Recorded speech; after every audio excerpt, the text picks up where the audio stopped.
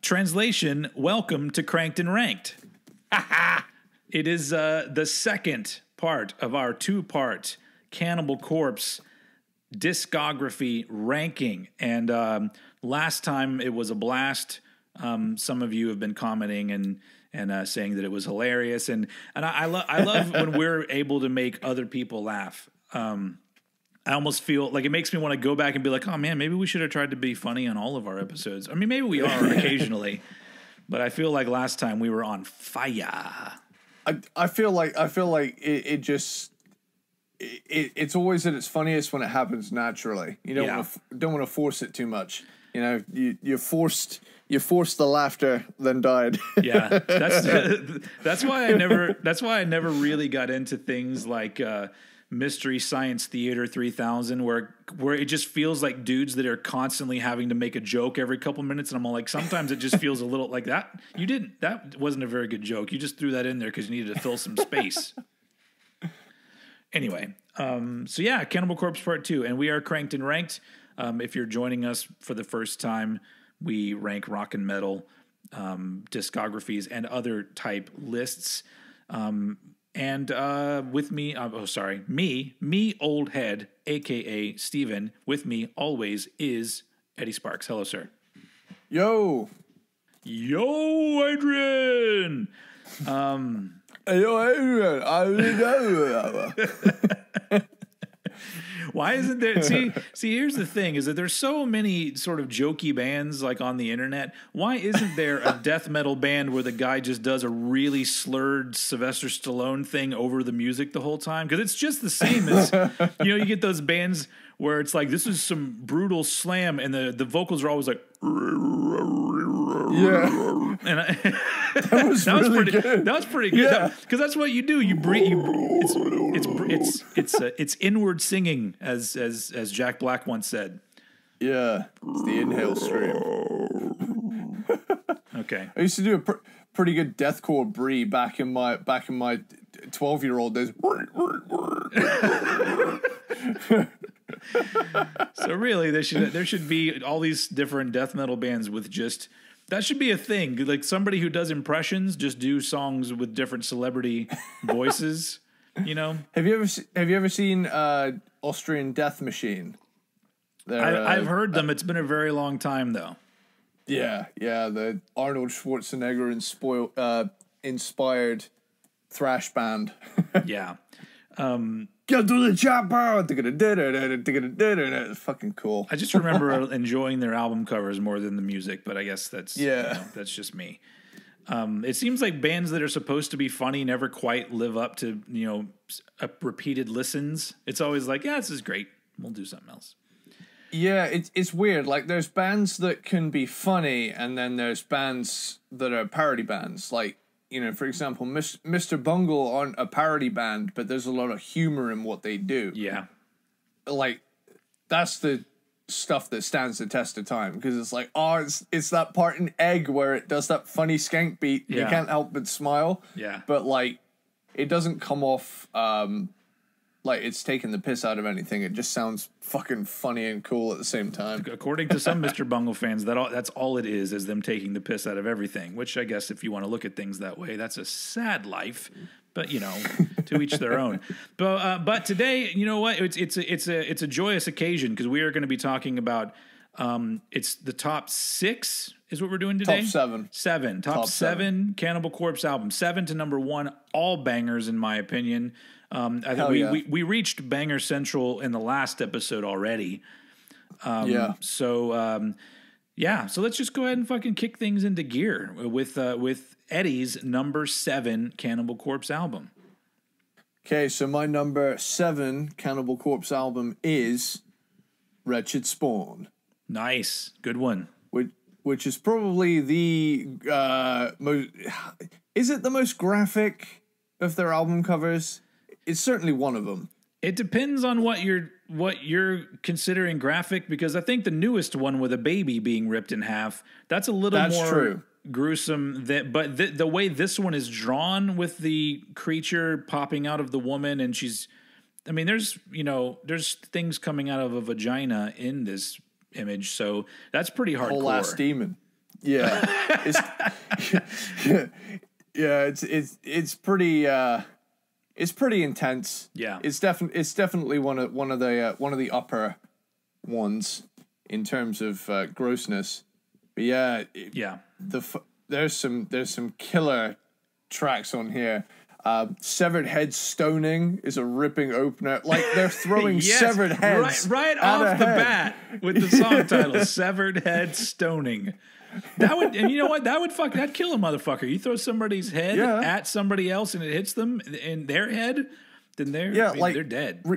Realistically, how many projectile headbutts can a person sustain before they succumb to their injuries? I don't know, man. I feel like not many. I feel like the military has been wasting their time when they could just be saving the heads of corpses and just like launch them at everybody. I mean, that's a killer idea. That's a movie right there. Just carpet bomb skulls on like enemy positions. And man, I can see the movie already where they come up with the idea of using the heads, and then the captain gets on the loudspeaker right before they're about to do it, and he goes, "Give them head!" And then you're welcome, Hollywood. That's going to come up in a movie because somebody's going to hear this, and I'm not going to get any credit for it whatsoever. It's going to be the. I always thought it was funny the movie Cliffhanger, the Sylvester Stallone movie. Have you ever seen that?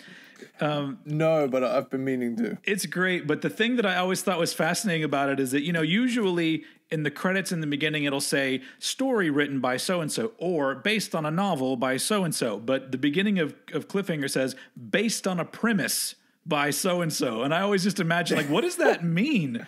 Like, were they just at a bar and this one guy was like, man, Stallone on the edge of a cliff. Oh man, we're making that movie. Your name's going on the credits because that's your premise, buddy. Anyway, hell yeah. Anyway, I thought so maybe they could give me a premise credit. Like once they get to the head part, they'll be like, head part was based on a premise by Old Head. Oh, get it? Oh man, it's not lost on me. Now that I mention it, that should be my slogan. It should be, if I make T-shirts, I don't know if anyone would buy a T-shirt, but it should just have my face on it, and it should say "Give 'em head" on it. I like it. That's amazing. I love that. We've gotten through one song so far, so let's keep going. Right on.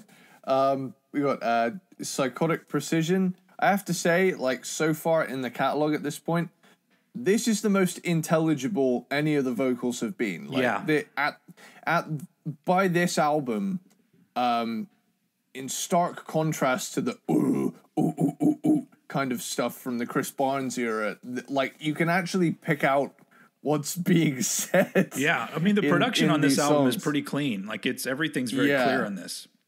Yeah, like, even in the title, like, Precision, like, everything's very clear. Yeah.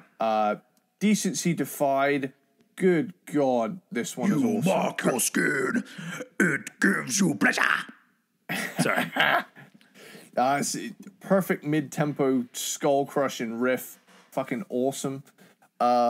Frantic Disembowelment. Yes. How any mortal being played this is beyond me. My jaw spent the entire song stuck to the fucking floor. That's the one. There's the clip that's online from I think it's from the DVD that came with this, of them tracking that song with no vocals, and that is the clip I would always send anyone that would ever, because people have literally said it doesn't take any talent to play death metal. I'm like, it doesn't take talent? What the fuck are you on about? And I would just send it to them and be like, okay, try it. You want to tell me that, like, what are they doing? Are they just fucking making noise? No, these are some talented motherfuckers. But that song is just, it's a fucking beast. There's a part about halfway through it where, is it Pat O'Brien? Pat O'Brien's on this. Yeah. And he's changing power chord positions like he's made of fucking liquid. Yeah. If I didn't know better, I would think that if you just turned off the volume, I would think that we were watching it in fast forward because his hand is moving so fast.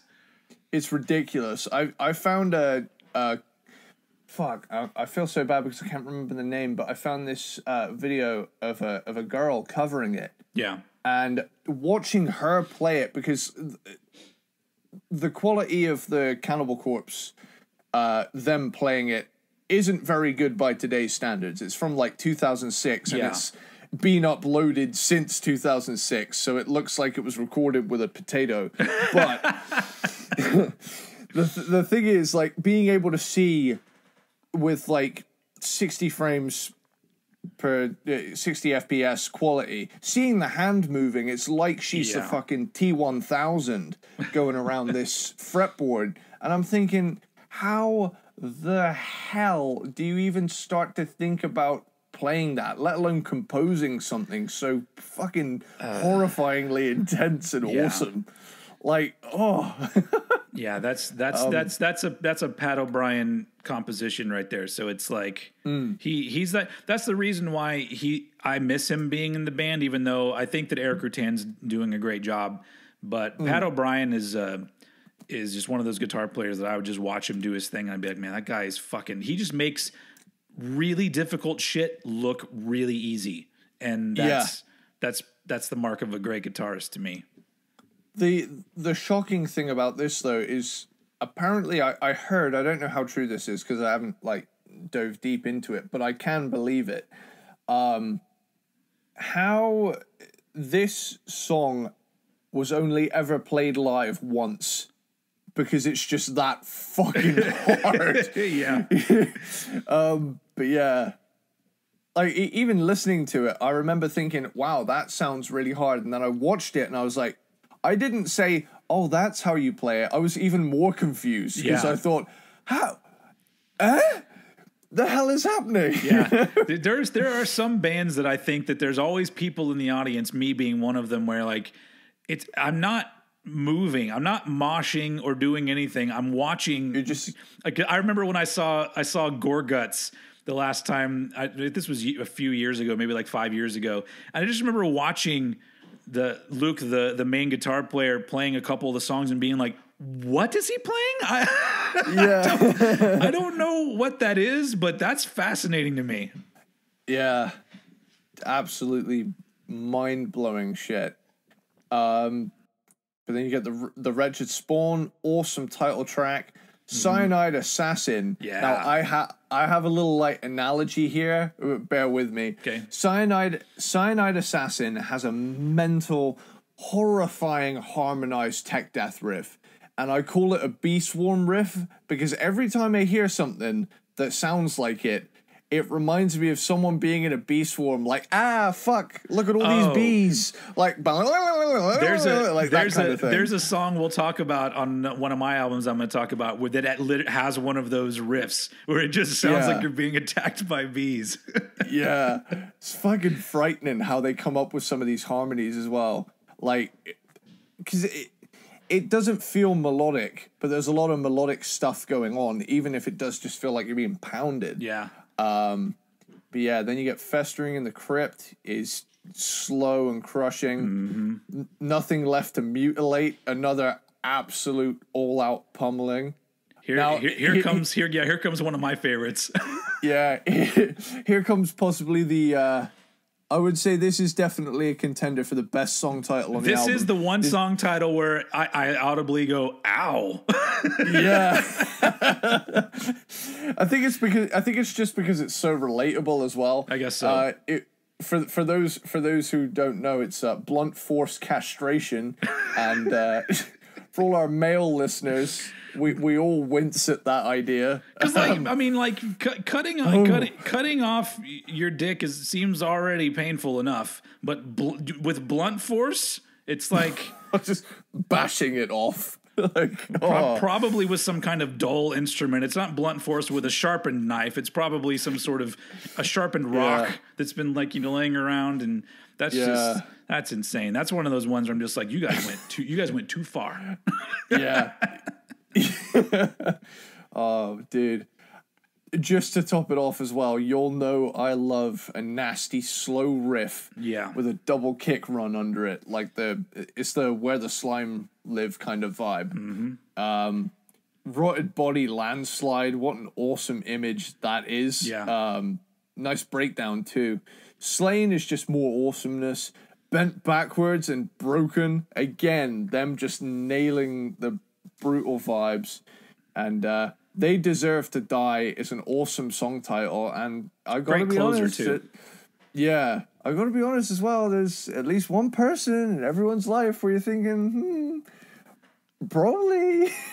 But you don't act on it because the criminal justice system frowns upon such That's things. true. I don't think there's anybody literally in my life, but literally in my country, yes. Yeah, absolutely. Not naming any names, but you know. Yeah, it's again, us metalheads are a surprisingly gentle people. But instead of killing the people that I think should be killed, I listen to Cannibal Corpse. See how it works? Yeah.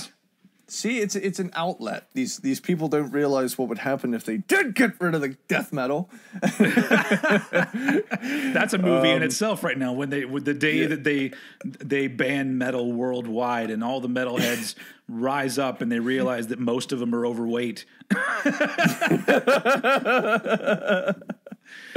Oh man, but yeah, this album rules. This 2004 is not a year I usually think of, but I was really impressed by this album, and I've actually been on a little bit of a personal growth journey recently. I've started to be a little bit more open-minded to some stuff that I perhaps might not have been. That's not death metal related. However, it could relate somehow to the 2000s. In case anybody doesn't know. I couldn't enjoy anything pop punk for about 7 years after high school because it just reminded me of some assholes. But thankfully, I'm reaching a point now where I can turn around and say, do you know what? No, I'm going to enjoy some of this stuff, reclaim it as my own, and not allow other people to dictate what I'm going to listen to on a daily basis. To be completely honest, to bring it right back around to where we are, in 1994, if I remember right, two albums that I was listening to a lot in 1994, one was The Bleeding by Cannibal Corpse, the other one was Dookie by Green Day. So nice. Because they were both albums that came out, and I was just like, fuck, these are great. So it's like, I guess pop punk got more annoying, and Dookie's not the best example because Dookie's a classic album at this point. We'll do Green Day at some point, just because I think it'll be fun and it'll be. Yeah. I think Green Day will end up being like the Red Hot Chili Peppers, where you pass a certain point and I'm all like, "Fuck this." Yeah. There's good things about it, but damn it, I don't want to listen to it. Anyway, so that was your number 7. And it was indeed. So my number 7, this was weird. I put this one here just because I wanted it to go in the second half because I love it so much, but I put it down lower because I'm trying to do that thing where I'm balancing out my feelings towards an album and what the album actually is in the grand scheme of things. But I absolutely love this album, and my number 7 is Evisceration Plague from 2009. And nice. My only gripe about Evisceration Plague is once again Eric Rutan's production. That is, and this has worse production than Kill, and it doesn't bother me. Sometimes the quality of an album, what is that called? It rises above the shortcomings, in this case, the production. But the production does not ruin the fact that this album has so many memorable songs on it. There's 3 of my favorites. First off, Scalding Hail, which has a swarm of bees riff in the end of the song. It ends in a riff where I'm just like, oh my God, the bees are getting me. And Scalding Hail will forever be a song that is in my memory as an important thing because my daughter, when she was really young, like barely like 1 or 2, loved that song. And so I have video of her in her car seat in the back seat, and Scalding Hail is playing, and she's banging on her leg. And then when Corpse Grinder goes, ah, she would go, ah. That's awesome. And so it's always one of those songs I'm like, this song just fucking rules, and that memory rules. Another one of my favorites is Beheaded and Burning. That's just the thing about this album is that the songs, the fact that this album feels to me more brutal than Kill, but the songs are catchy, which is reminiscent of the Bleeding, which is what I like. I like it when you can do really brutal music, but you can create hooks in it that get stuck in your head. Like Evisceration Plague, the song Evisceration Plague is a song that will get stuck in my head. And that's something to be said about Cannibal Corpse, because I can't think of many death metal bands that have earworms. Like, that's not a thing that a lot of death metal bands do. There are some out there, but I think Cannibal Corpse has a lot. But this is one of my favorite Cannibal Corpse albums, so it had to be here in the top. But just the fact that it's later on down the line and the production isn't great, and I feel like in the story of George Corpse Grinder Fisher and the albums he did, this is a good album, but not necessarily an important album. I feel like Kill is a much more important album than this one, but I do like this album more, so I had to put it above Kill. But this thing is just chock full of fucking great songs. So I don't have much more. We'll elaborate more on yours because you haven't brought up Evisceration. Edit that out. Evisceration Plague yet. It's a hard album title to say. Evisceration Plague. And it's another one of those that you have to think about for a minute. Evisceration Plague, like what? But it turns out that you're infected with some sort of disease that makes you go crazy and eviscerate yourself. Yeah. So it's a plague that makes you eviscerate yourself. That is some deep thinking right there. Anyway, so that's my number 7, Evisceration Plague. Just while we're on the thing of it as well, thinking about like the actual meaning of that title, I remember watching the music video for it back in high school. Great video. I couldn't have been any more than 13, and me and a couple metalheads that they'd handed out like laptops to the rest of the room, and we were told that to our tables we could work in groups, and we just spent the whole fucking lesson just watching metal videos over in the corner. Quietly, so as not to arouse too much suspicion, but we were watching the video for Evisceration Plague and just watching the dude inject himself with something and then rip himself apart. Yeah. And he reaches down and pulls out fucking entrails and shit. And we all let out a visible whoa in the back corner of the room. I just love the image of Cannibal Corpse spread out playing in snow. Just that, just the image of that, I'm just like, that's such a badass video. Yeah, it's a cool one. But yeah, this next one, my number 6, is possibly my hottest take on the list, next to where I put Kill, with regards to how and Vile. And Vile too, yeah. But yeah, so my number 6 is Butchered at Birth. All right, not that hot of a take to me, but let's get into it. I have seen some lists that put it as the number 1. Yeah, and I will say of all of their album covers, this one is the one I think of when I think of Cannibal Corpse. It's my favorite album cover of theirs. Yeah, because it's so shocking and so terrifying. The zombies. Have I ever showed you my tattoo? Look at that. You can't see it but that's my Butchered at Birth tattoo. I got the baby skeleton on my arm. That's fucking rad, and that's my other one. Oh, scary dude. Yeah. Sorry guys. That's just for us only. If you want to see my tattoos, you're gonna have to buy me a drink first. That's awesome, man. Yeah. But yeah, so Butchered at Birth, Meat Hook Sodomy, terrifying intro. That is. This is early on too. This is album number 2 in 1991, and they upped their song title game real quick. Yeah, they certainly did. See, the intro to this song is something that strikes me as stuff that a kid would shit himself hearing the first time putting the needle down. Yeah, because I would be like, I knew I wasn't supposed to buy this. Even the way this album Pandora's box. Yeah, the way this album starts, like it's like a minute of like noise where you're not quite sure what's going to happen, and it just kicks in. It is an eerie like first part of that album. Yeah. Oh man, gutted. God, I love when they do the slow riffs in between the fast, frantic shit. Yeah. Living Dissection is nice and gruesome. Under the Rotted Flesh, this one ain't letting up. The fucking gallops in this song are nasty too. Yeah. Covered with Sores, something I've found so far with this album, and the thing that really sets it back is that the production is so fizzy and trebly. There's a lot of sizzle, which makes listening to this at high volumes a little bit of an ear piercer. But still, the songs on here, like Vomit the Soul, holy fuck, hell yeah, this is brutal. This we have a guest vocalist on that one, on Vomit the Soul. Oh shit! There's guest vocals from Glenn Bitton from Deicide on Vomit the Soul. Wow. Yeah.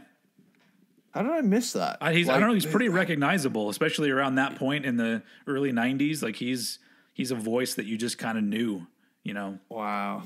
Yeah. This one got the unconscious headbang out of me. You know, when you don't realize you're doing it, but your head's going back and forth, and it's just something all of us metalheads experience. You'll know what I'm talking about.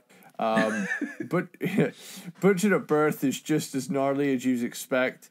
Rancid Amputation. Now, I can never hear Rancid Amputation without thinking of that dude on TV that did a lounge version of it. I don't know if you've ever seen it. Yeah, I've seen it. I think I told you my opinion on those videos. Yeah, like I've gotten so annoyed because when I used to work, like when my job used to have me in the office, I work from home now, but when I used to be in the office, anytime anyone learned or knew that I was into metal, which I guess you just knew it by looking at me, but instead of everyone saying, I discovered this new metal band, maybe you've heard of them. No, everything was always like, have you heard Rain and Blood on a Fiddle? And I'm just like, no, if I want to hear Rain and Blood, I'm going to listen to the goddamn song. I don't want to hear your idiotic version of it. Like so I don't want to hear, I don't know why it annoys me so much, because it almost seems like these people are taking the piss out of this music that I love. And I'm just like, just go fuck yourself with your lounge version.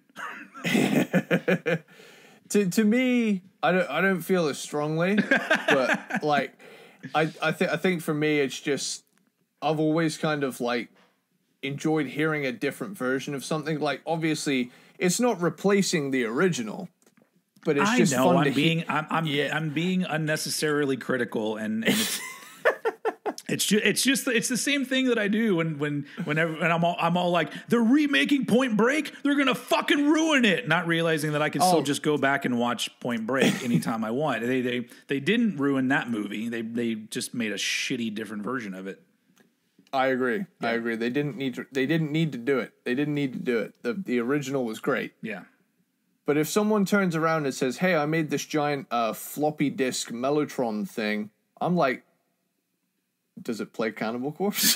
So I'm also kind of curious. It kind of piques my ear every now and again. I'm kind of like, ugh, go on then. Yeah. It's probably going to sound kind of funny, but yeah, I do see what you mean. Yeah. I think I got so burnt out because that's every time a new one would pop up, everyone would send it to me, and I'd be like, why are you sending this to me? I actually listen to the music. I don't need the banjo version of this song. Fair. Yeah. I can see like getting bombarded with it. You'd get sick of it. Yeah. I think it's just because me and my friends were always so YouTube centric during uni and college that we were just like, hey, have you seen this? Yeah. Have you seen this? Yeah. Yeah. I think now if you want to send me a shreds video, I feel a little bit different. Yeah. I don't care which band it is that they're shredding. I enjoy those no matter what. Yeah. Or like Africa by Toto, but the vocals are one step off and out of time. Those are really hard to listen to. Yeah. She's coming in 12:35. It's so funny that we live in an age where there's so much time and stuff on the internet that you would never have thought to like, oh, somebody's going to one day post a Metallica song where they've raised everything to major keys. And I'm just like, why? Who would have thought to do that and why? And okay, I'll listen to it, I guess. I'll tell you who. Every power metal band ever. Zing! Got him. So, Rancid Amputation, and then finally Innards Decay. Fittingly brutal closer. Great album. Hindered slightly by fizzy production. That's my take on Butchered at Birth. Killer album art, though. And it is an album that if somebody put it at number one, I would understand. It's understandable. Yeah. It's a classic death metal album, and it really is it's a very focused and cohesive album. Like it's the tightest packed, Cannibal Corpse album, I feel. But that's not my number six. My number six, I'm actually going to go way back to one album before that, to the beginning. Eaten Back to Life is my number six, from 1990. So this is an album that I would give it a little bit more credit. Is that the same thing? Never mind. There's credibility and then there's credit, but I'm giving it credit. So that's the kind of credit I'm giving it. Sorry, just to waste some more time on this podcast. Because it's the beginning of the band, and usually with a first album, I'll give it a lot more love because I'm like, well, this is how it all started. But for some bands, their first album still has some growing pains, and I think that Eaten Back to Life has that. But it's got this like young death metal energy in it that with a little bit of thrashiness thrown in, and it's a fun listen. My big thing with this one is even though it's a great album and I enjoy listening to it, the songwriting chops aren't there yet at this point. In fact, this is one of the albums. There's a couple songs here and there throughout their discography, but this one, a lot of the songs, it sounds like they just wrote all these different parts and then just jammed them together and repeated them, and then that's a song. Like, it doesn't really. Sometimes it's such a jolting transition that doesn't. Sometimes a transition like that is cool and feels good, but sometimes it just feels like, oh, we needed another part, and we just went to this other part. So it feels like there's a lot of that here. But I mean, they got better very quickly. But this is a classic death metal debut. It's a classic death metal album. The cover's fun, and it's not the best cover in the world, but I do like it. The one thing that we haven't talked about this yet, because I think that he still does it today. It's just not as obvious. Paul's drumming, I don't know if you've noticed this. He'll do these certain beats where he's just hitting the ride really fast, but it's not an actual beat that goes with anything else that's happening. So it's like the beat can be, and the ride is, it's like he's not even worried about where that goes. We just need some dingies on here, so I'm going to keep dinging this thing. And it's very apparent on Eaten Back to Life. I'm just like, what's going? Because I guess because I've listened to so much music and I've been in bands, and so I think something happens when you're in a band, especially when you're a songwriter. Because I've gotten into the frame of mind where, like, when you write a song and you bring it into your band, you're listening to everybody play it to be like, well, who's fucking it up? What's the bass doing? What's the drummer doing? What's he doing on the ride cymbal right now? What's he doing on the hi-hat? What's the kick doing? And so, like, I constantly listen to things like that. And so so to some people, it probably isn't even noticeable. But to me, I'm just like, why is he doing that? And why did nobody say, hey, you don't need to hit the ride like that crazy? Like, what's going on with your arm, dude? So it's all over this album. But I have some notes coming up that talk about exactly that, but I won't shoot my load just yet. Okay. I shot mine already, but that's okay. So really this is primitive Cannibal Corpse, but it's an absolute blast to listen to. Another thing that happens on this album, and it happens on like the next two albums really, and it happens on a lot of early death metal, which is interesting to me because it's almost like, I guess now that there's like there's ways to correct thing in like Pro Tools or whatever. It doesn't happen as much anymore.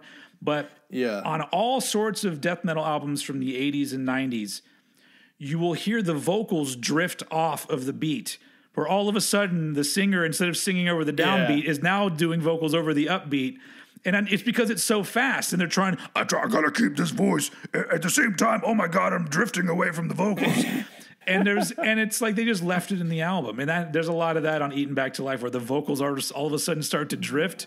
And there's a part of me that sometimes that works. Like sometimes it drifts and then it just locks onto the other beat. And I'm like, oh, that's cool. But sometimes I'm like, oh, if this was nowadays, the producer would have been on like, do that again, or like let's just scooch your vocals over in the Pro Tools. So honestly, I miss that. I miss the human element.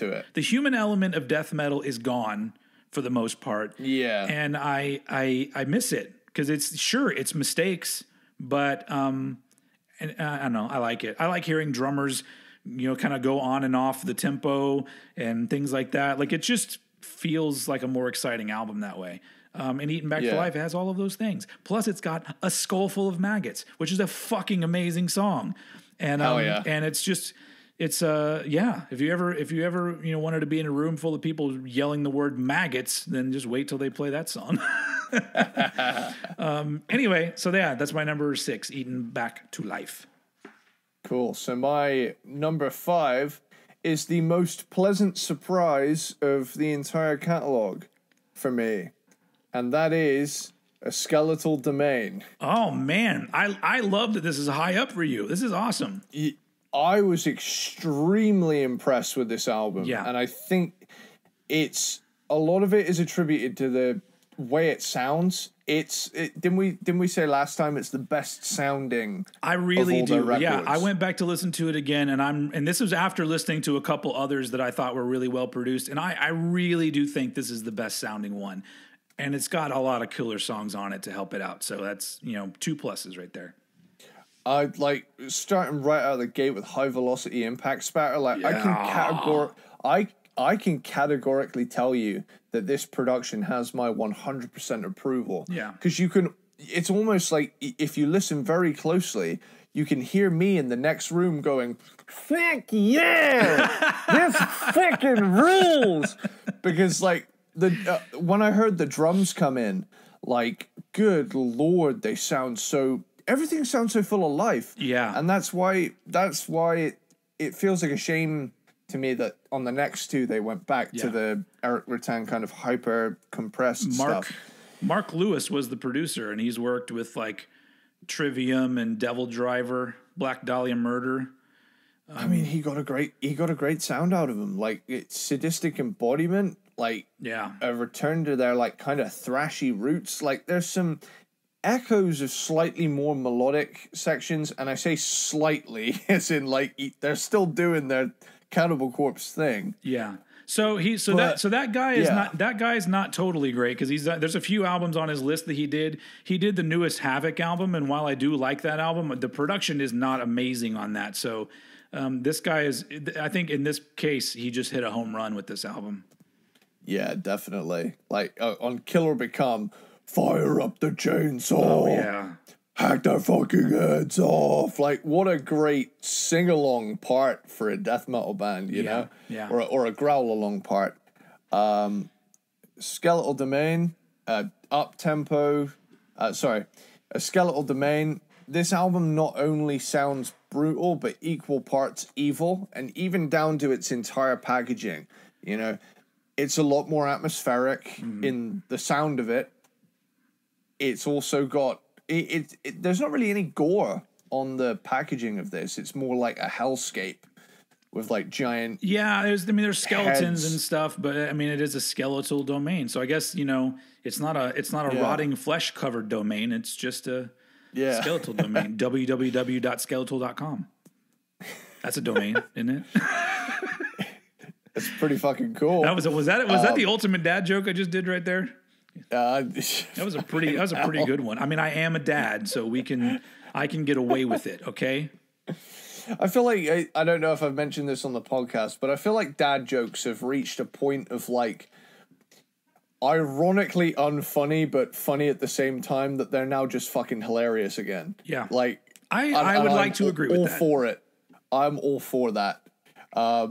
Headlong into carnage, up-tempo, remorseless, with a breakdown about halfway through. And, ladies and gentlemen, the return of the reverbed snare. Something I haven't heard in their discography since Gallery of Suicide from 1998. And it's done in a classy way, because I have to admit, there are some bands nowadays that are like, oh, we're going to add reverb to sound old school, and they just put so much fucking reverb on it. Yeah, They drown it. You can't. Can you hear it in my room? It's it's so much reverb. It's just obnoxious, but like they did it really well here. Yeah. Like you say, they did it with class. Yeah, as much class as you can have being Cannibal Corpse, but you know, fucking hell yeah, the Murderous Pact. I've just put here, yes. Fuck yeah, this album rules, and it's not letting up in quality. You know, Funeral Cremation, good God, slow, laid-back groove with fast double kick, baby. It was at this point I myself was coming blood from the sheer brutality. Ew. Yeah, yeah, it was pretty gnarly. Yeah, the cleanup was not fun. But yeah, Ice Pick Lobotomy, more gnarly awesomeness. Yeah. Vector of Cruelty is fucking incredible. Bloodstained Cement is awesome too. Like, and you got to think about that as well. Like, is that someone slamming into cement from like a high, like falling from a building and then just like exploding onto the concrete, or like there's a lot of things that are made out of cement. Like, that's true. You're like, yeah. I'm really stepping back to analyze it, but it just sounds brutal at the same time, you know? Wouldn't it be full circle if the blood-stained cement was the stuff from being encased in concrete? And then I think Encased in Concrete is after this album, I think. Or maybe it's the one right before. No, it's the one after. Anyway, so it's like that. Never mind. Oh shit! Nah, it would have been like a nice. That. It would have been a nice connection right there. You know, first you encase somebody in concrete, and then you kill another motherfucker on top of the concrete, and then you have blood-stained concrete. That's fucking brutal. See, there are so. See, the thing is that there are so many ways with their song titles that they could make a Rock of Ages style musical with a story and connect all these songs. Yeah. But it would be cool if they did one and they didn't even bother to do death metal style. Like, just do it like, you know, I was going to say Sweeney Todd. That's a good one. Let's do that one. That actually makes sense, because Sweeney Todd is quite bloody for a fucking musical. So that'd be so great. Like, so whoever's out there, whoever does musicals at the Cannibal Corpse the musical. Yeah, the CEO of musicals, I would like to let him know that we would like to have a Cannibal Corpse musical, but there should be no metal anywhere in it. But all of the lyrics should be just like Cannibal Corpse lyrics. Tear off an arm, amputate a leg.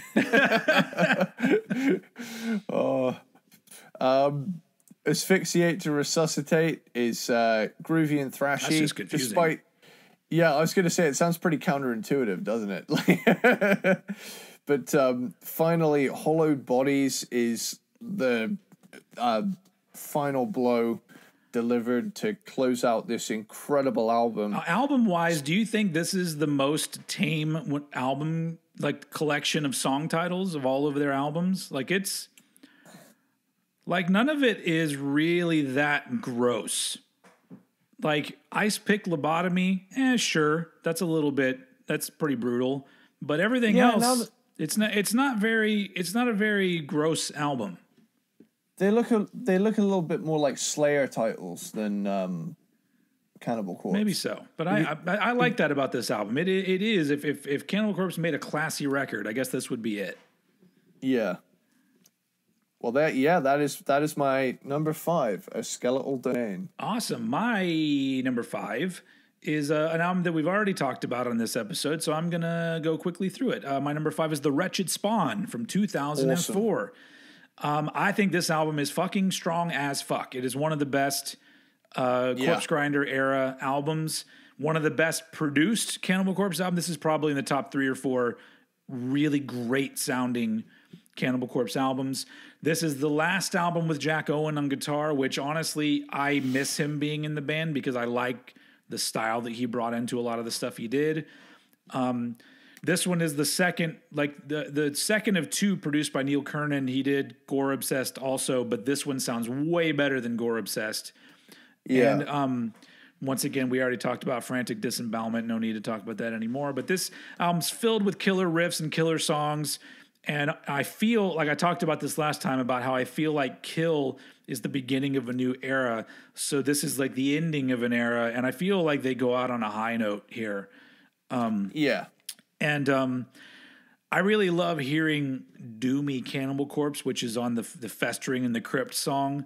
Like, I really like it when they do that because it's pretty fucking heavy when they do that shit. But yeah, this is a super strong album, and all the everything about it, we talked about. It has all these great qualities that it had to be high up for me, just because it may not be one that I go to as much as other ones, but it's one that if it gets put on, I'm just like, God, this is a fantastic album. So yeah, it's here at my number 5, The Wretched Spawn.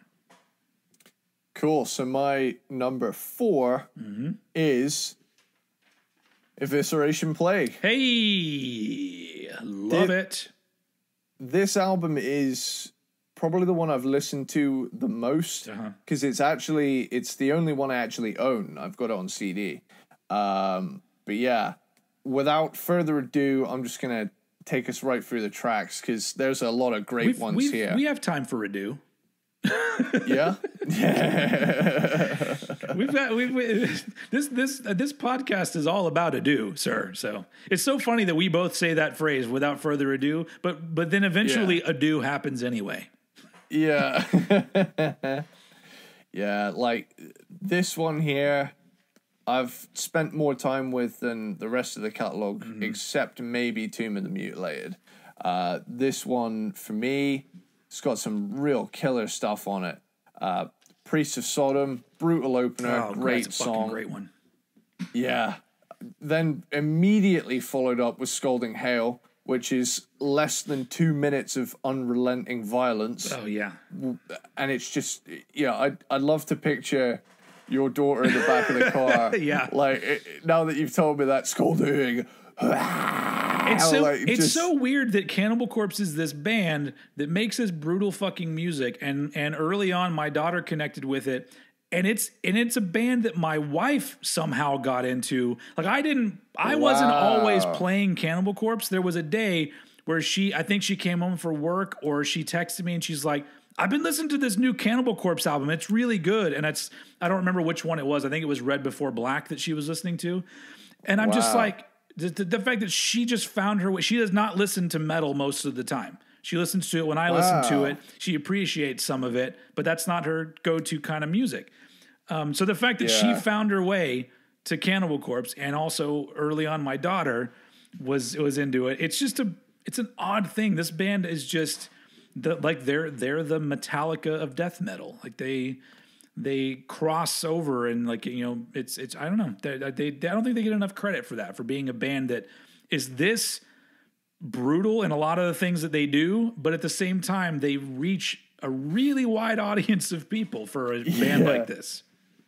Yeah, it's strange, isn't it? How like something so, it's almost like inaccessible and accessible at the same time. Yeah, because like obviously, I don't think Cannibal Corpse is anyone's starting off band when it comes to metal. No, it's maybe like because where do you have to go from there? No, like, but eventually some people get there. I know that Cannibal Corpse probably would definitely be a bit much for my girlfriend, but yeah, she likes a little bit of thrash here and there, but I think that's where she tops out on the heaviness scale. Yeah, fucking loves glam though, so that's fun. That's always fun. But yeah, Have you showed her the frantic disembowelment video and been like, look, this is why you need to get into this? I try, but I think it would just blow her head off. And Wait, we have to think of her safety. Yeah, I'm scared for her personally. But yeah, To Decompose, fuck, this song's good, especially that nasty slow breakdown. A Cauldron of Hate, a lot of slow groove on here, and I'm all for it. And a big fat fuck yeah again to any song with a slow beat but fast double kick under it. Again, that's key to my heart with death metal. That is Beheaded and Burning sounds fucking awesome and keeps the vibe going. That song, I love that song a lot, but I've also learned that I'm a sucker for a thing that I think some people overuse, but I always love it, which is the squealy guitar thing. What do you call it? It's a harmonic thing, but what's the actual term for it? Where it's like Zakk Wylde does it every other fucking thing he plays. Pinch harmonic, that's what it is. Pinch harmonic. Yeah. For some reason, those things, I love them all the time. And some bands just do them so much, and I'm just like, whatever, throw it in as much as you can, because for some reason, it just makes me happy. Yeah. Like, so every now and again, I'll hear one. There's one on the most recent New Gojira album, and it's like somewhere right in the middle of the album. Someone in the comments might be able to point out to me. I can't remember the name of the title of the song, but it goes like dun dun dun dun dun dun dun dun.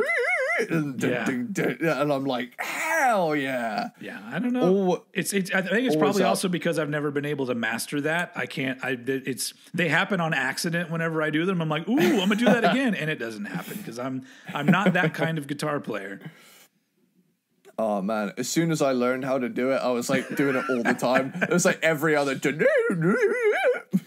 every note I hit. I'm gonna pay for guitar lessons, and I'm gonna show up and be like, look, I already know how to play the guitar pretty well. Can you just teach me the pinch harmonic, and then I'll pay you $100? You're not allowed to. You're officially not allowed to call it a pinch harmonic, though. You have to walk in there and say, "Hey, can you show me how to go?" And like.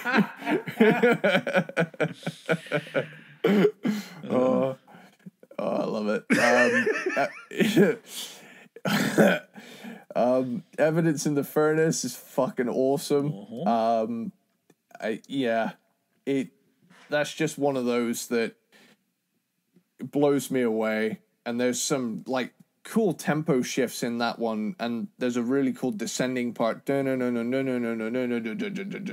of thing. Carnivorous Swarm has a killer solo in it.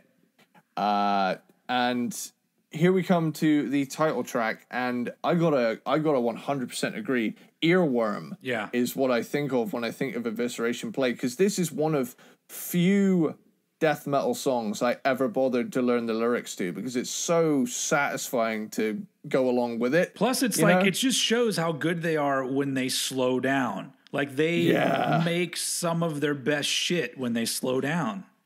Yeah, that riff, especially when it kicks in, like I even end up doing, if nobody else is around, I end up doing the Corpse Grinder windmill along to it. Yeah, because I'm like, how can I not? How can I not? It's just what you do. You got to do what you got to do. Yeah. I mean, really, like because, like, I went through my period where I wasn't listening to a whole lot of metal, and I started to get back into it. And the song Evisceration Plague in the music video was the thing that all of a sudden, because I was still a dude that was clinging on to the first 4 albums, and I'm all like, I don't like it that they changed vocalists. I'm going to stick with these. But then I heard that song, and I went like, I think I need to go back and listen to all of this shit. And it was this album that really made me jump in and be like, all right, fucking George fucking rules. I don't know what I've been doing for the last 10 years or however long it was. Hell yeah. Man.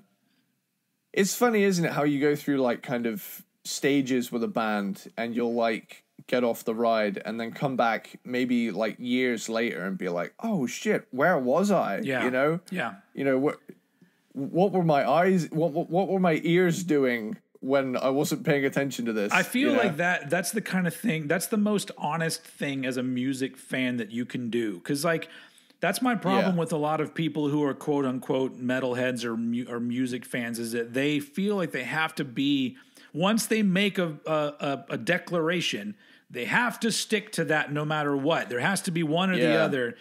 And I just think that that's being really dishonest, because you have to, because I don't know. Because to be completely honest, one of my favorite bands in the world is Aerosmith. And I went through a chunk of time in my life where I hated Aerosmith. I thought they were one of the worst bands ever. Like I liked them I liked them when I was younger. And then around my 20s, everything I heard from Aerosmith just annoyed the fuck out of me. And then I just remember one day sitting at home, like I was probably in my early 30s, and one of their songs came on and I went, this feels so good hearing this song. Maybe I need to rethink this whole thing. And I did. And I just feel like that says a lot about you as a person. If you're willing to say, I don't like this band, but maybe one day I'll get around to it because I'm, it's like, it's so boring just to be so stuck in your ways. Yeah. And I've been that person. I've been a stuck in my ways person in the past. And so, I feel like everyone that's worth a damn finds their way out of that. For me, I actually have very few write-offs these days when it comes to music. Yeah, I got a few. There are, and everybody's allowed an opinion, but it's important to know that, you could wake up one day and turn around and say, actually, I quite like, Blink-182 or something like that, or whatever. It could be anything. Could be anything. I mean, or you could wake up one day and find out that you've been submerged in boiling flesh, and you should think about this kind of thing. Like, is it really important to have that such a firm stance on things that you don't like? Because one day you could end up encased in concrete or something like that, and then your life is over, and you don't have there's no opportunity to go back and realize that you actually love that music. Look, man, at the end of the day, if you're experiencing blunt force castration, no one cares if you don't like emo, dude. Like, yeah, when you're being dismembered and molested, do you really care about what kind of music other people are into? I feel kind of sad that we're only going to make 2 of these because, like, it's just giving us so much material. Yeah, it's like, I almost feel like it's so sad that there's only one Cannibal Corpse. Like, why can't there be several bands that have this kind of content for us to really get our teeth into?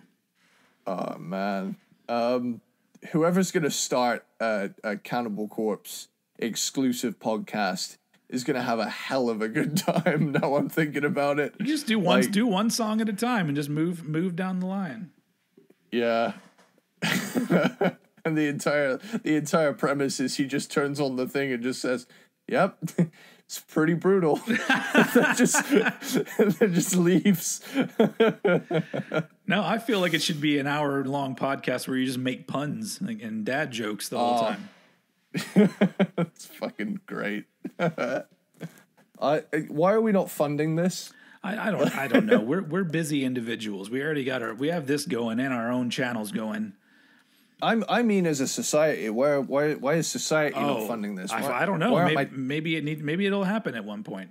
I feel like for a while it seemed like everyone was doing podcasts, but I feel like it's tapering off a little bit. Where now there's still podcasts happening, but it's not like every person has a podcast.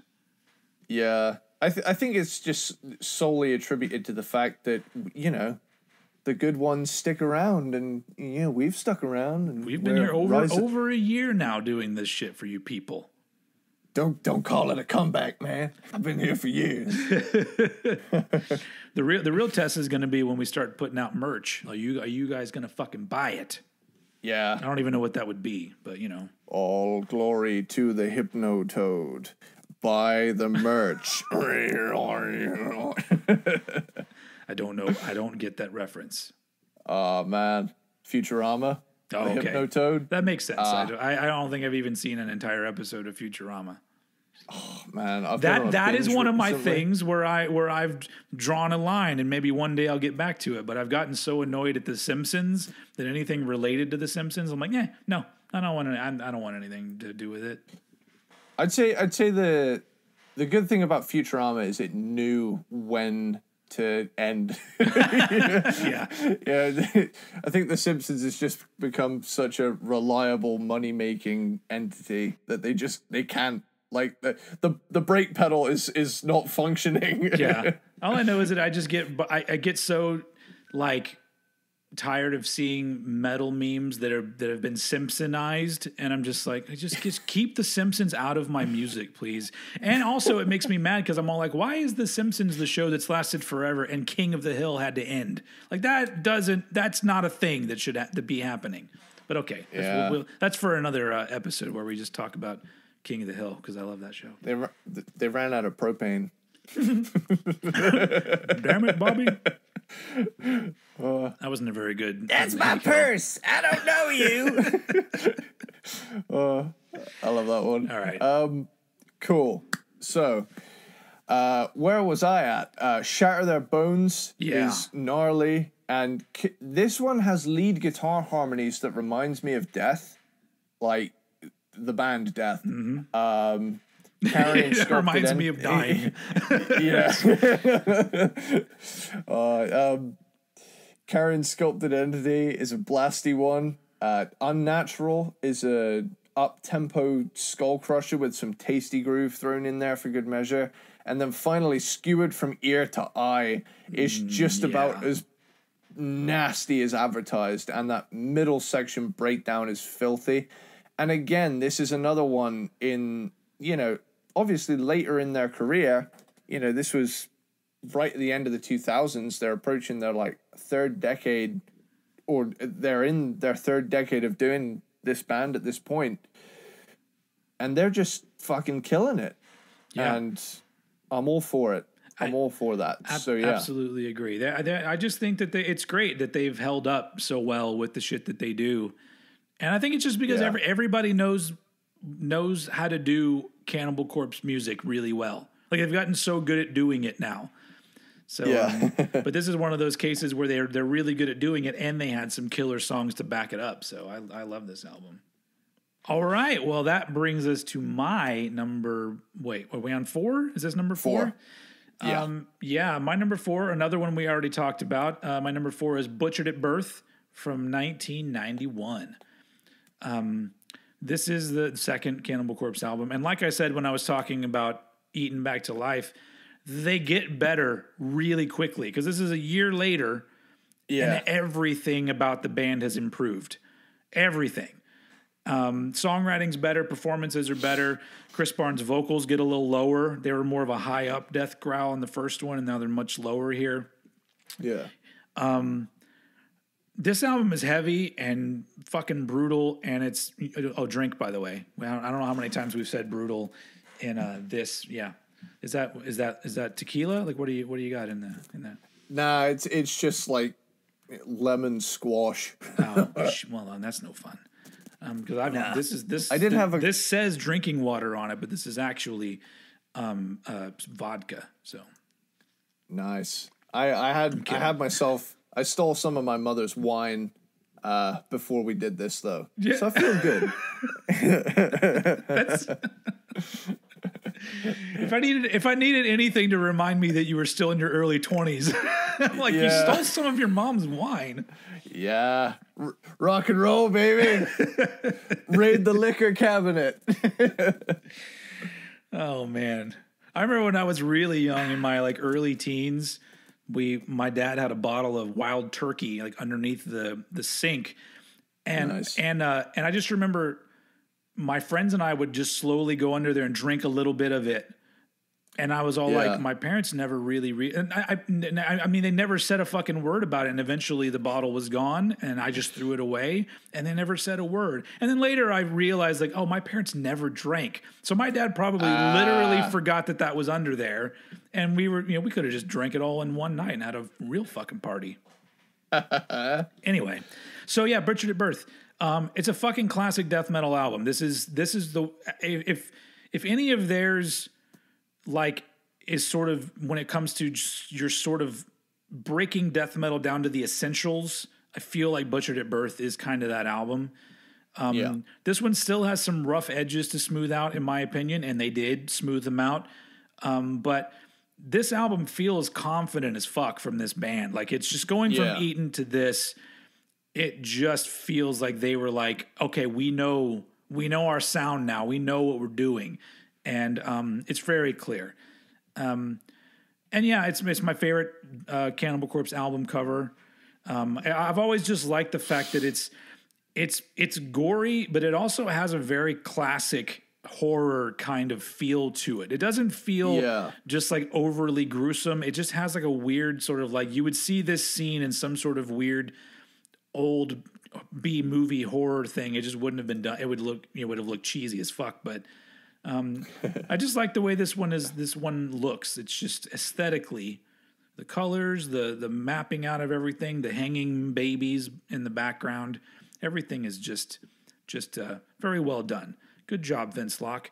I don't have a lot to add to this. This is an album. It's weird because, like I said, like I understand this being somebody's number one, but I also understand this album being way lower in the list because it doesn't have like super memorable parts. It's got a lot of killer parts, but when I think of Cannibal Corpse, my brain doesn't immediately go to this album. It goes to other albums.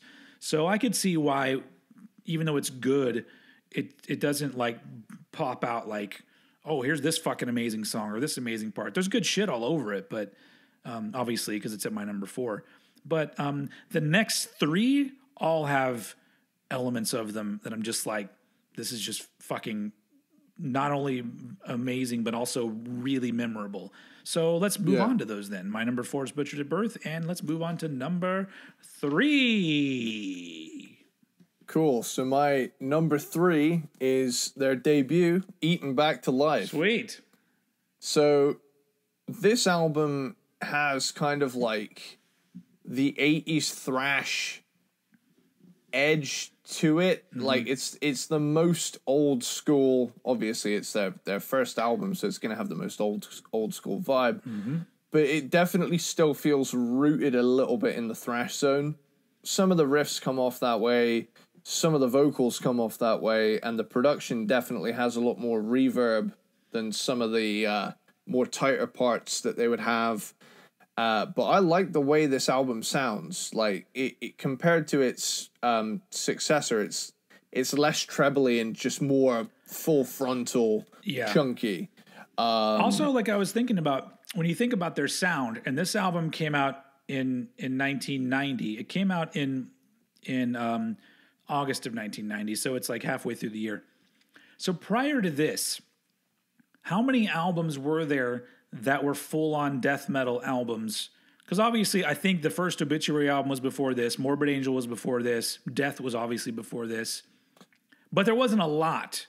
Like, there wasn't a ton of death metal that had already happened. So it's almost like a lot of these bands were kind of figuring themselves out. There's that kind of like mid to late 80s period where a lot of bands that started out thrash started experimenting with, going even heavier, like, Sepultura, for example. Well, they almost went backwards. They almost seemed more death and then became more thrash. Yeah, that's true. Isn't Possessed... Possessed Seven Churches is often cited as the first death metal album. It's got elements, I guess, but it's the same thing with the first Death album. It's like they have so much thrashiness going on in them that I'm like, so that's why I'm referring to other ones that were later on, because that's when death metal kind of became this thing. And I really don't think you started to actually hear copycat bands until maybe the early 90s. Maybe around 93, 94, maybe that's when things all of a sudden you started to see all these bands that sounded very similar coming out. But in 1990, there wasn't enough music that had already happened for them to really be like, we're ripping off this thing. So I feel like there were so many influences happening at the same time, because they wanted to work with Scott Burns because of Beneath the Remains, which is Yeah. not death metal. So it's interesting to think about how these, especially with Cannibal Corpse, how their sound evolved, because it's nowadays I want to start a death metal band. Cool. We've got thousands of albums as research. Yeah. But in 1990 they didn't have that. So it's just interesting to hear how they started at this point. Yeah, it's definitely cool to hear a band early on starting out in a scene that's starting out, you know? Yeah. I mean, obviously nowadays, once enough time tends to pass, like, rules emerge, quote unquote rules. Yeah. So, like, there's that whole thing of, like, if you listen to a bunch of thrash bands from the 80s, they all sound different because no one actually took a bunch of fucking notes and made, like, a blackboard of, like, 10 things you can't like if you like thrash. Yeah. Like, back then everybody was just kind of, like, doing their own thing on fast metal, so that's I feel like that's cool. That's why a lot of people I've done a few reaction videos. I don't really like doing them that much, but I did a couple, and people seem to get annoyed because I'm still stuck in that time period where there aren't all these rules and there aren't all these subgenres, and so I would hear something that was metalcore and I would always refer to it as screamo. Because I'm like, it's essentially emo and metal together. It's like, because it seems pretty whiny. And so, and people be like, it's not screamo or these bands. I'm like, all right, dude, this is way too exhausting. There's too for many. Me. Yeah. There's too many fucking subgenres. And at I this didn't point get into rock and roll for fucking rules, man. Rules. To be honest, anything that goes rah rah, my girlfriend, rah, rah, like that's pretty much metalcore in a nutshell. That's me being. It's so funny kind of that like it's so funny that most of the time a band that does death growls followed by singing is a band that I don't listen to most of the time. But it's funny because if you go back to, I don't know what year it was it 95, 96 when the first Fear Factory album came out? I was like, oh, I love the fact that he does the death growl and then he starts singing and it sounds eerie as fuck. But that's different because his singing was all suffer bastard, like that was the way he sang. Then I was like, that's fucking rad. But now it is more like, you broke my heart, kind of shit. And I'm just like, I'm sorry. I know that like there are a lot of fans of like metalcore and deathcore. I don't even I feel like if you have to put the word core in it, you've already lost me, because I'm just like, because you say core and I'm like okay, I know there was hardcore music. Now that's because that's what it was called. It was called hardcore. So if you're taking a core, it's like everyone calling everything, like there was first Watergate and now everything is something else gate. And I'm all like, no, it was called Watergate because the hotel is called Watergate. It's not a gate, but it's like everyone wants to fucking have a label for everything so much that it's aggravating, man. At the end of the day, if I see something with core on the end of it, it's like, oh, okay, so you've added breakdowns.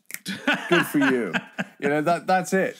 Like whenever I see core attached to anything, I'm like, okay, somewhere on this album there's going to be a part that goes dun dun dun dun dun dun dun dun dun dun dun dun dun. Yeah. And you know what? The only time I want anything core is the first Stone Temple Pilots album. There you go. Of which I'm wearing a shirt of right now. Oh my God. He literally is wearing a shirt that says core and has the I guess the black and white version of the album cover. That is serendipity right there. That's in the dictionary. You look it up. Anyway, I'm sorry. With old head. That was our jingle. that was some ado happening right there. So now we have to get back without any more ado. Let's get we're back gonna get eaten back to life. Yeah. Cool. So, shredded humans coming right out of the gate with some thrashy brutality. Those cymbal chokes are fucking gnarly, and the time change to 3/4 is nuts too. Like, oh, love that stuff. like even for a band this early on, they still had like a few little like dashes of prog in there that like, oh, where did this come from? Edible Autopsy. I have no idea what's happening, and I love it. You know, whenever I hear, here it is, here's the fast ride cymbal thing. Whenever I hear a fast ride cymbal in death metal, it's awesome because it always sounds panicked. Like, what the fuck? Why is my hand going this fast? But his are out of control. Yeah, like it's like, and you know what? I gotta give Paul some credit though, because Paul is not the flashiest drummer in the world. Like he is pretty basic in his drumming, but I wouldn't want him to play any other way because I feel like he brings out exactly what a song needs to make it, to give it that extra little oomph. Like it's like if you think about like in Evisceration Plague, he just plays along with that riff. So while the riff is going dig-a-dit, he's got his double kick is going right along with the riff. Like he's just, he knows when to do a little fancy shit, and he knows when he just needs to be in the pocket and do his blast beat, and that's it. I still, I know I probably mentioned it on the last podcast, but I love what he does with his skank beats, where he drops the tempo back a little bit, so you'll get like and then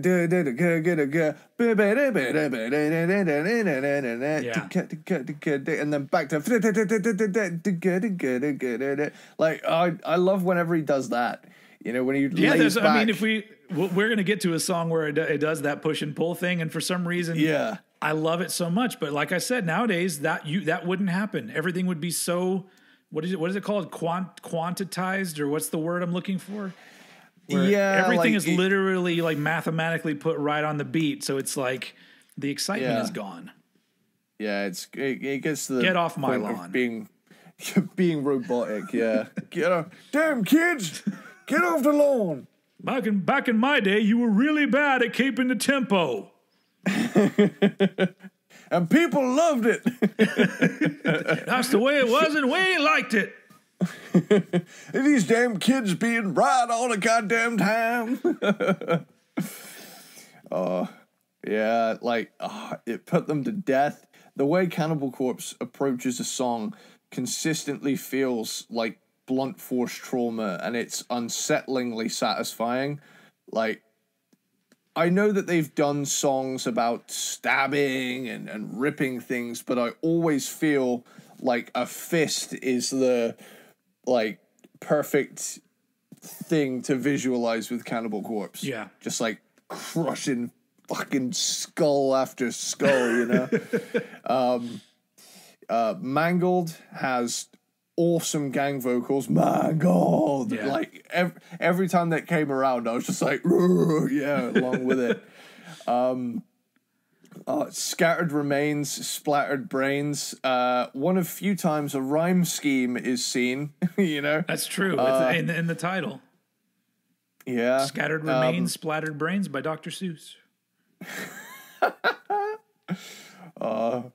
And then like he's reading the lyrics, but like it's got all of the Dr. Seuss characters in the book, but it's just inexplicable Cannibal Corpse lyrics. Where was that? Born in a Casket is more unrelenting brutality. Rotting Head has a very Slayer solo in it. You could definitely hear that influence in there. Mm-hmm.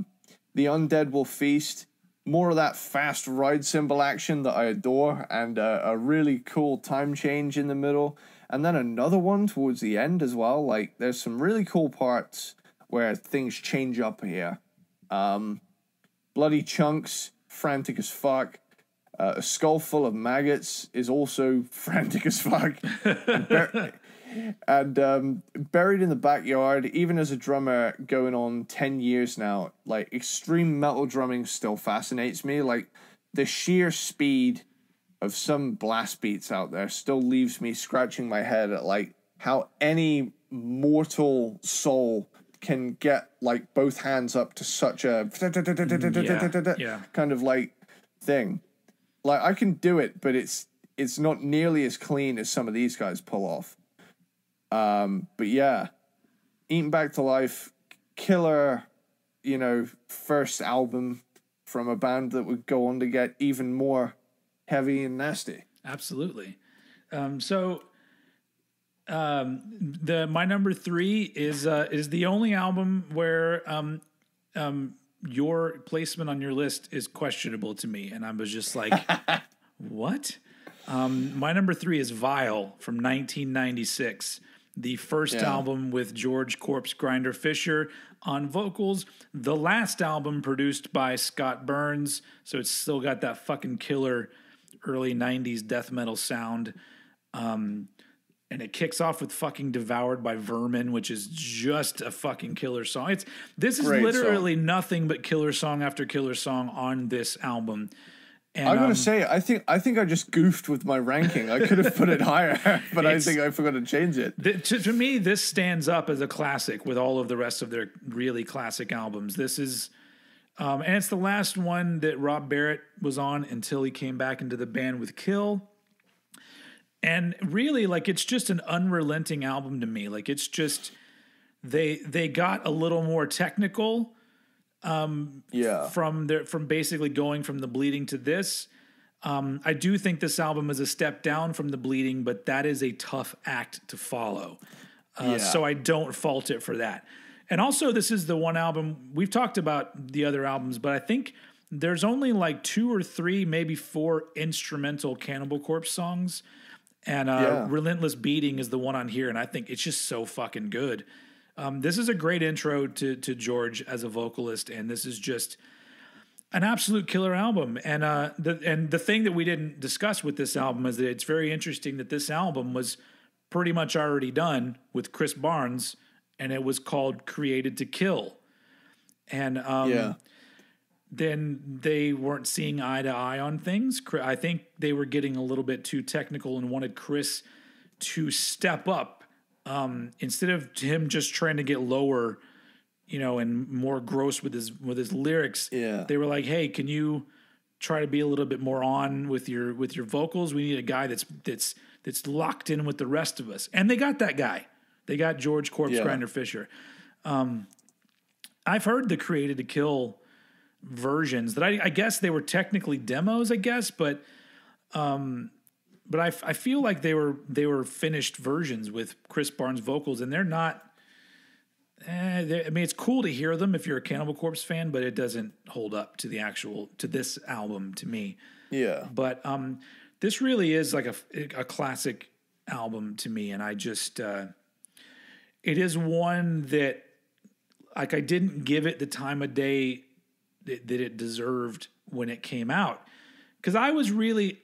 Back at that point, so 1996, I was in high school. I was, 17, 18 years old. And I didn't like these bands splitting with members, and especially when I felt like somebody was so important to the band. And I felt like Chris Barnes was very important to Cannibal Corpse. So when this album came out, I'm just like, nah, I'm not interested in hearing this. Same thing went for Sepultura. Once Sepultura split and got a new vocalist, I was so just like, nah, I'm not into this. And honestly, with Sepultura, as much as I think that they are a good band, I have not liked anything as much that they've done. But Vile is an album that once I came back into digging into the discography they did with George, this was an album where I'm like, what the fuck was my problem? And so, so yeah, it's a killer album, and easily one of the best in my opinion. So it's why it's my number 3.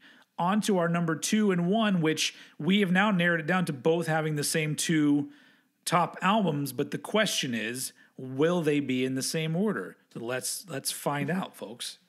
Let's find out. So my number 2 is Tomb of the Mutilated.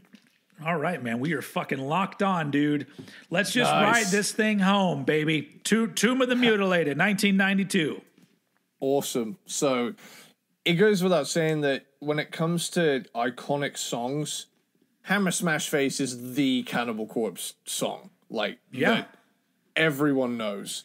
It's also the song, like this album and that song in particular, for many, many years was my go-to example. When somebody said, "Hey, what's death metal?" I'd be like, "Let me just let you hear this." So the fact that this album has that going for it already, that it's like iconic to the point of being an example of a certain kind of music for me. Yeah, for sure. Like, I love the upfront grinding bass tone too. Like, you can really hear Alex Webster on this one. And this one does, Hammer Smash Face does the thing where he pulls back for the skank beat. Yeah. And it's like it gets a little bit slower, and and then it gets faster once it gets into the blast beat. And for some reason, that adds a level of awesomeness to the song for me. Where you're just like, oh, you're back here now. Oh, now you're like, it's like the car all of a sudden shifts into another gear, and you're like, you're now breaking 100 miles an hour, and then now we're just gonna pull it back a little to 80. So it's it's just fun. It's a fun ride of a song. I wonder if when they wrote this one, they felt like they had not so much a single, but like, holy fuck, we've struck gold with this one. Or do you think they were just... I mean, I would assume that they probably didn't think that. They probably just thought it was a badass song. Yeah. Because clearly, how could you not play that song and think that it's badass? But I don't know. I don't think they had any idea that any of their shit was going to last. Like, they don't seem like the kind of band that you're in it going, we're going to make a living out of this and we're going to be doing it for 30 plus years. Like, that doesn't seem like a thing. And then like they follow that one up with I Come Blood. Yeah. Like, my God, the heaviness when it slows down is unreal. Addicted to Vaginal Skin. Hold on. Can I do it real quick? Can I do it? I cut her from her neck down to her anus, and then I cut out her vagina and ate it.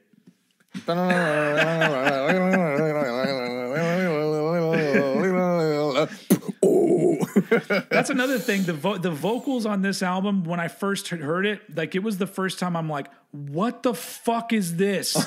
Because you can't understand anything he's saying. And as a 14-year-old kid, when I first heard this, it was scary to me. Like, this sounded like a horror movie on an album, because I'm just like, the music is fucking brutal, the song titles are fucking brutal, and there's this weird demon guy that's just grunting and I don't know what he's saying. It's like it was a huge wake up call for me, because I'm all like, how much more brutal could music get? Well, here you go. It's this. Well, here's the thing. I remember listening to this on the bus with my friend Harvey, and I remember, because we were still very early on in like the metal thing, and we were listening to it, and we heard like the speech at the beginning, and then immediately followed it up. And looking at the song title, we looked at each other as if to say, I don't know, man, is this like too far? I love it, but it's fucked.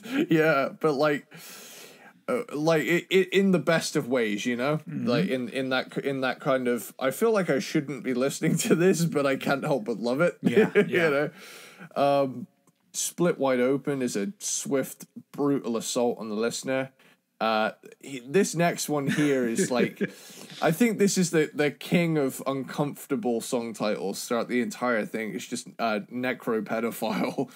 Because that's one that like you want to figure out what exactly it means, but then once you dip a toe into it, you're like, never mind. I don't really want to know. Is the zombie wanting to molest children, or is the person wanting to molest dead babies? Either way, I'm just like, I'm just gonna let this one go. Let's not dive into that one. We're just kind of like, it's kind of their nothing is off the cards mission statement, though. Like, when this album came out, if you looked at some versions, they would leave album song titles off of the back of the album. Like, you would turn the CD over, and it would only have certain songs listed, and then the inside you had to open it up for the rest of them. Wow, like the cryptic stench really lays into the groove, and I love it. Entrails ripped from a virgin's cunt, like, that was definitely one of the covered up song titles. That is the ultimate Cannibal Corpse song title.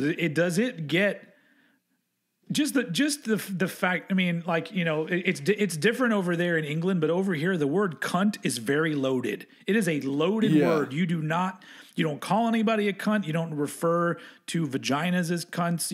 It's just a word that's like, it feels like one of the worst ones that you can say. So just the fact that it's just part of the song title, I still look at it and go, that is pushing the boundaries there. Yeah, for me in Britain it's weird because we're not necessarily like Australia where it's a flat out term of endearment, but it is kind of like you can throw it around a little bit and get away with it in like kind of a fun joshing on your mates kind of thing. Like, oh, you silly cunt. What are you doing, you fucking cunt? But like on the flip side, over here, if you say you fucking cunt, like that also carries the same weight. Oh shit. As like, I'm gonna kill you, asshole. So it's kind of like, it's all about the delivery. Does it have the same power when you call a woman that over there, or is there a particular word that you call a woman that and that's the end of it? You might as well pack your shit and leave. I think slag is a pretty bad one over there. Ooh, if you that's not, we don't use that over here, but that's a good one. Yeah, I've heard sket as well, but that's essentially just a chav version of slag. So I guess the equivalent of slag over here would be skank. I think, which that's another word that's used in so many different ways that I'm just like, it doesn't really have as much power because we talked about the skank beat. You talk the skank beat, yeah. There's a certain type of dancing that you do to ska music that's called skanking. So it's like it doesn't have that much power. Yeah, I still think, the C word definitely tops out on the list of bad swears over here too. Yeah. But it's funny how like language, specifically foul language, evolves from like place to place, Yeah. It's anytime I think about like British people cussing and being rude, my brain always goes to that television interview with the Sex Pistols where Steve Jones is all like, "You dirty fucker, what a fucking rotter." Yeah. And it sounds hilarious in every one of our accents too. Like you can travel to the next town over and hear like 5 different accents in this country. It's mad. Like I was watching I got a VHS copy of an Iron Maiden video called like Wasted 15 Years or something like that. Fuck, I don't know. It's from the 80s. And you can tell that it was not intended for American audiences because everyone's accents are so thick that sometimes I'm like, what are they saying? And I'm like, they're speaking English, and I'm somebody that like, I grew up watching British television. So if it's that thick to me, I'm like, God damn, this is like foreign language to some people. Yeah. Have you ever seen Hot Fuzz? Yeah. Yeah, that part where obviously Nicholas Angel, the Simon Pegg's character, is from London. Yeah. And everybody else is from like the West Country, and they're like, oh homo, that sort of thing. And then he asks the other guy, and he's like, I love how like. There's so many different accents in this country, considering the size of it, because we can fit 5 Britons into Texas. Yeah. But are there any like different accents in Texas? Because I know like there's certain types of Southern accents. Yeah, you'll get some different kinds of things. Well, Texas also has a large Hispanic population, and so you got people with that kind of accent. You've got the real deep. There's different parts of Texas where the drawl is a little bit different. It's deeper in some places because like you have a lot of people. Like a good example is like Matthew McConaughey. Like he has a very like I'm from West Texas or wherever he's from. I can't even do an impression of him. But I mean, do I sound like I have an accent at all? Like, would you know I was from Texas just by the way I talk? I think now that I've known you for so long, I think I definitely hear it as kind of like definitely like the southern half of, but like not to the point where it's like, hillbillies. But yeah, you want to go see a lady emasculating a donkey. Sorry, that's what? Oh God, my brain. Never mind. I'm not gonna fucking. My brain is in so many different places because my brain was stuck on when are Edgar Wright and Simon Pegg gonna do another movie together? Yeah, it is beyond fucking time for that. Yeah. But anyway, so yeah, this is some more ado there. I love, just while we're on the subject of accents, the fact that, it's so funny hearing Chris Barnes sing and then hearing him speak. Oh, yeah. He just seems like such a chill, kind of guy, and then all of a sudden, yeah. But oh man, where were we on this? Oh, we were on entrails ripped from a virgin's cunt. I'm just gonna say it because it feels good. Yeah, it's an iconic parental advisory song. Can you imagine if we had to censor these podcasts like these Cannibal Corpse ones? It would just be one long beat. I love hearing rap videos from the 90s when I don't. It probably didn't happen as much over there, but in America, not only would they bleep out cuss words, they'd bleep out references to marijuana, references to guns, references to like negative things about women. So some songs you would be like, I gotta buy the album just so I can find out what the hell he's saying, because it's all and then went poop and it was a poop and I'm like, okay, well I think he's talking about marijuana right there. I don't really know.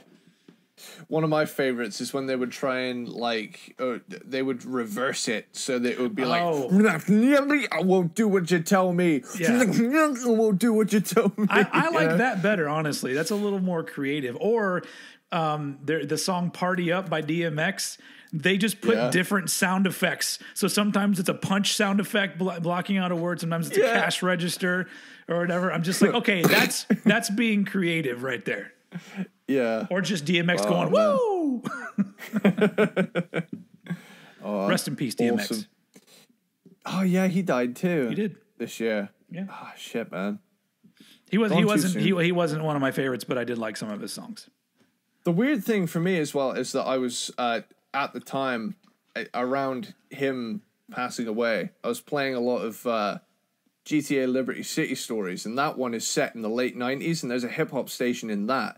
And there's a shitload of DMX on that one. There's got to be a lot of Puff Daddy on that, too. I think there was some, yeah. But, as I was saying... Back to Cannibal Corpse. Post-mortal ejaculation. I love their song titles, man. Like, can you imagine coming after you're dead? Like... I mean, I'm assuming it's happened before. That seems like a thing that's pretty plausible. Because you have fluids remaining in your body when you die, they got to come out somehow. So it's that seems a little bit more like it's probably happened. Like if somebody that works in the ER is like, oh yeah, that's just part of my job, post-mortal ejaculations. It's just whacking off a corpse. No, you've taken it too far, sir. Yeah. that is a different kind of hospital drama right there. So it's just some guy that's like his fetish his whole life was being dead, and he finally nutted after he passed away.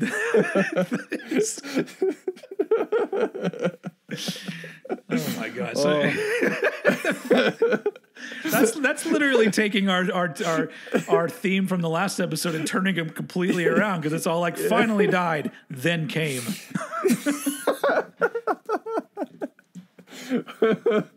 The one that got me from last episode was experienced mild discomfort from a pebble in my shoe, then came. So now it's just going to be some sort of weird fetish. Yeah. We're taking it into a new area over here. So it's not about dying. It's about truly living. Again, ladies and gentlemen, this is for the OnlyFans spin-off Cranked and Wanked. That's a paid subscription. Or it could be Wanked and Ranked, where we watch people wank off and then we say, how did he do? I give him an 8.5. His dismount was pretty good, but the middle part of it was a little bit lacking. Gotta say, a valiant effort from, Tyler, but his load was just not there, man. You know what? It was a strong showing, but let's see what the Russians have to offer. And then some guy turns up. He's like, Dimitri, crotch lick me off. And he's been training his whole life for this moment. And he literally spends the entire time with the Rocky IV Drago theme in the background. That's a very different movie where they're both training for the wank off. And Rocky you is... know that's been made. You know full well that's been made. Oh my God. Sorry. Oh man. Sorry, folks. Awesome. I don't know if we went too far with that one, because now we got some people are like, look, I'm okay with entrails being ripped from a virgin's cunt, but if you're going to talk about jerking off, then I draw the line right there.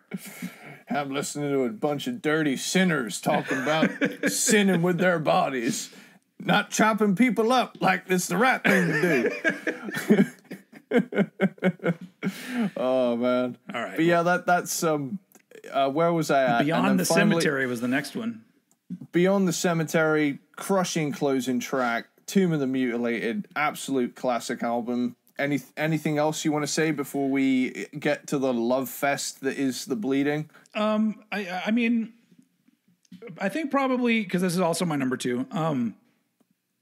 To me, this album stands up as still pretty damn brutal. I know music, in certain ways, has gotten more extreme, but the overall vibe of this album still feels like very like a secret discovery kind of album. Like it was like, this wasn't an album that I just played in front of my family and I showed them, Mom, look, this is what I'm listening to now. It was very like, this is something that I have to hide from everybody and listen to. And it still gives me that vibe. Also, like we haven't talked about him yet, but this is the last album with Bob Rousset on guitar.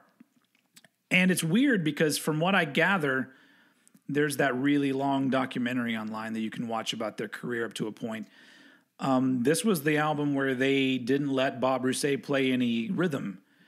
They decided to just let Jack Owen do all of the rhythms, kind of like the way James Hetfield does it, to give it a more tight sound. But he apparently was not really excited just about the whole band thing, being in a band, going on tour. Like, I think as it was unfolding for Cannibal Corpse, he wasn't really that excited about it, and I think it started to show in his performances and his contributions, and so they ended up parting ways. But the really interesting thing is that he didn't join any other bands, and it's been many years since I did this. But if you Google him, he's like an insurance salesman or a realtor. Why can't I say that word? He's a guy that sells homes.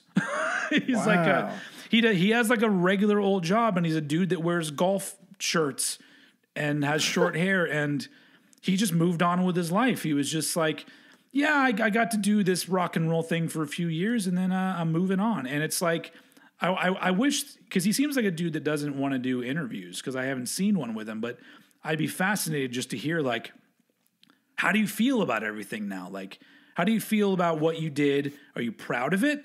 Is it something that you talk about a lot? Is it something that you miss? Yeah. Is it something that you look back on and go, well, I shouldn't have done that. I shouldn't have left. Or because at this point, I've never seen an interview with him post Tomb of the Mutilated. Like I guess I've never really seen an interview with him at all. But he was obviously a very important part of the band. Like, he was in there from the beginning, and then after this, he was gone. And it's just it's so odd to me, because even somebody, like me, where I was in a lot of bands and none of those bands were successful. I'm what you call a failed musician, but I still want to play, and music is still a big part of my life. Yeah. I can't fathom having that life where you're just like, oh, I'm in this band and I'm doing these things, and now I'm literally just going to walk away from all of it. Like, that's just fascinating to me. But anyway, Tomb of the Mutilated, amazing album. At the time I first heard this album, I think I heard this one in 90, it was either 92 or 93 when I first heard this. I just remember discussing with my friends about how this album made Slayer look cute. Yeah. Like it was like, oh, nice one, Slayer. Slayer, you're so naughty, Slayer. and then this came out. But anyway, yeah, I've said all I think I need to say about it. It's an absolute classic. And our joint number 2, which leads us to our joint number 1, Cannibal Corpse album. Hell yeah. Take it away, sir. Okay, so number 1, The Bleeding. I'm just gonna say, I'm gonna say right out of the gate, you are 100% right that this is probably the catchiest death metal album. Yeah, because it is like looking at it now, like staring through the eyes of the dead. Right out of the gate, they finally nailed the ratio of what should be up in the mix, and there's a serious groove present on this opener. At the time of writing this, I've put, I really hope the groove element persists.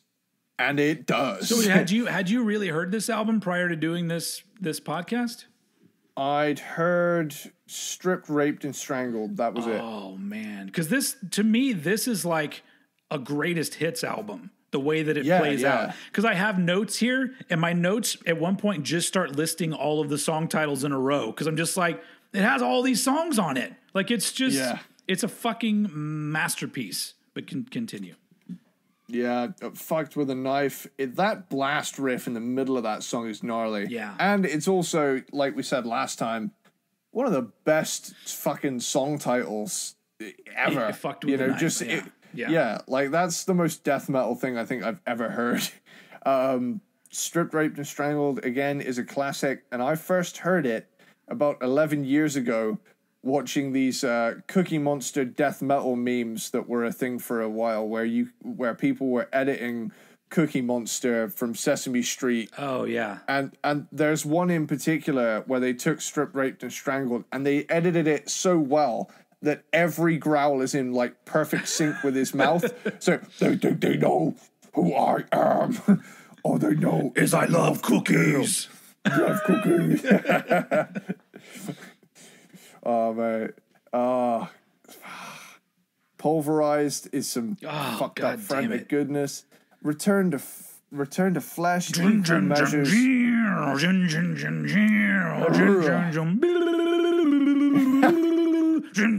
Got every single song. I put this album up with like And Justice for All for being like one of the most air guitared played albums for me.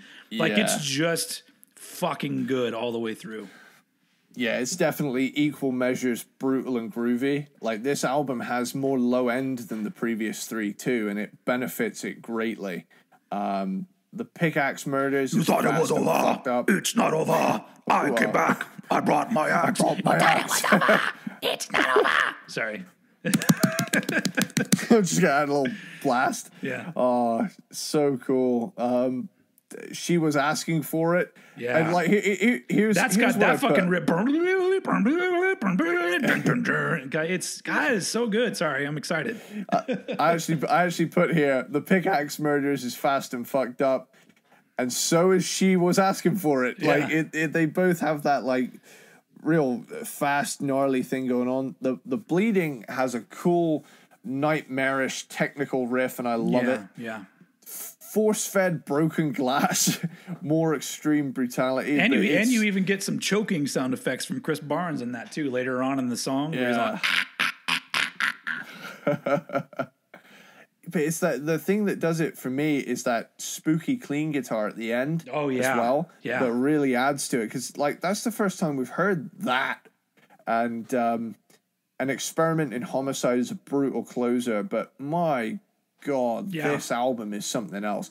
Like everything else they made has moments where I think, oh hell yeah, and then some moments where I think, well duh. But this one has like consistently, how do they keep following up badass with more badass? Yeah, every time, you know, and that's the basis of the Bleeding for me. Yeah, like, God, this is the peak of Cannibal Corpse to me, but I love this band so much because this may be the peak, but the the decline from there, it's not steep at all. Like it's just goes down a tiny bit, and then you have your ups and downs. But this is, like I said, to me this is a perfect album. I would not change anything. I even feel like this is Chris Barnes' best vocals in anything he did. And every song is a classic. It's not only my favorite Cannibal Corpse album, it is one of my favorite albums, period. It's in my top 10 best albums ever made. It just never gets old to me. The cool shit on this album remains cool 20, 35, however many years later. It's been a while. 94. I don't know math as everyone's determined. But I just remember that so in 94, like, it was still around the time that it was hard to get an album when it came out unless I really prepared for it, because I didn't have a job and I had to like earn some money and then go buy it. But I had a really good friend whose parents were fucking amazing, and they would just drive him to Best Buy all the time, and he would just buy whatever metal albums he could get his hands on. And then he would dub copies for all of us.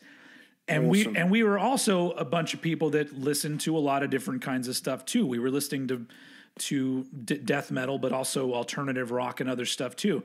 And I remember he gave me a tape with The Bleeding on one side and Live Through This by Hole on the other side.